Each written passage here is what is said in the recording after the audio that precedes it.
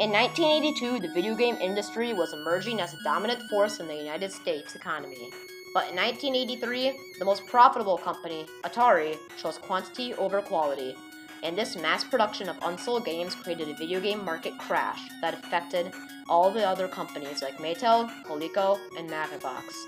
As a result, the market opened up to the Japanese card company, Nintendo, catapulting it to the top of the US industry in 1985 and setting the tone for many gaming consoles that we use today, like the PS4 and Xbox One.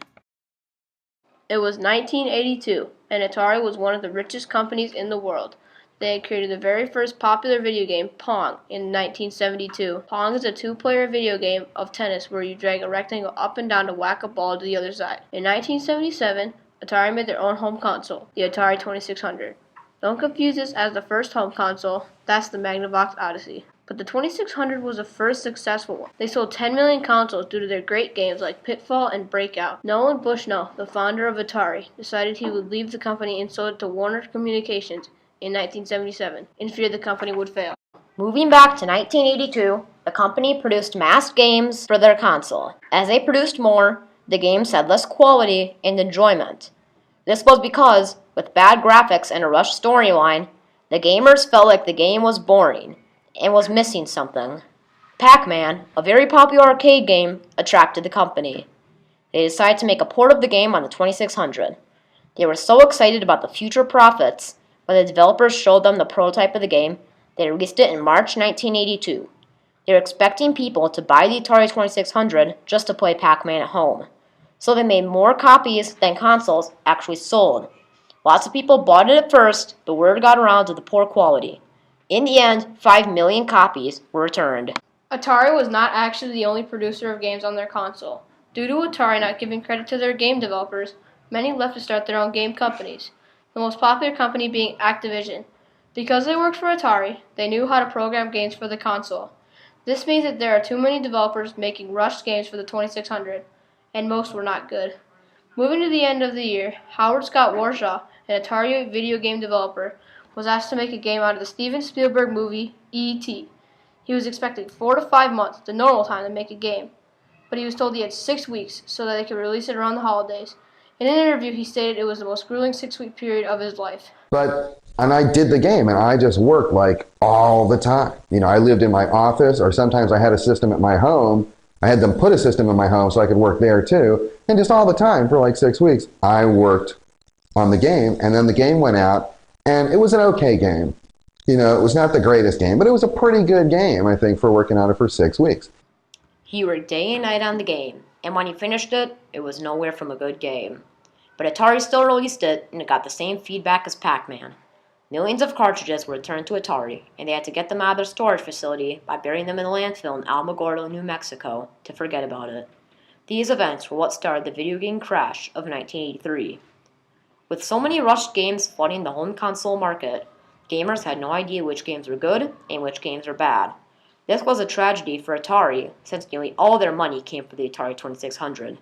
In 1 year, they lost over $500 million. The stocks of all video game companies fell.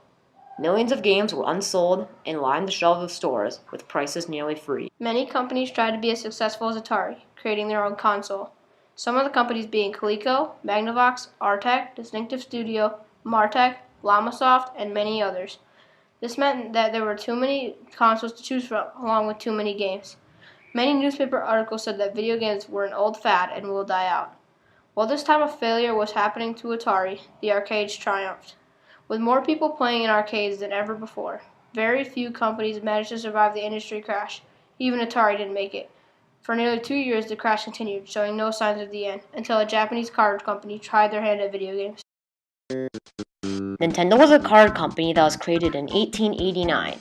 They had actually made a console back in 1983 at the start of the crash, but that was in Japan. Only North America was affected. The console was named the Famicom, and it was a big hit. In 1985, Nintendo tried to sell their console in America, but they knew about the crash, so they had to find a way so people didn't know it was a game console.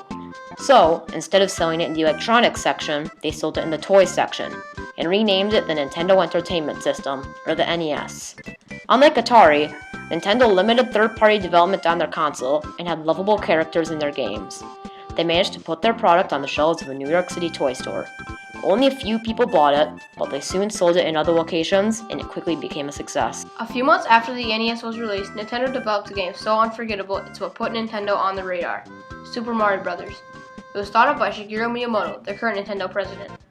When interviewed, he said that he thought of Mario because he had a talent comic book as a kid, and one popular name in them was Mario.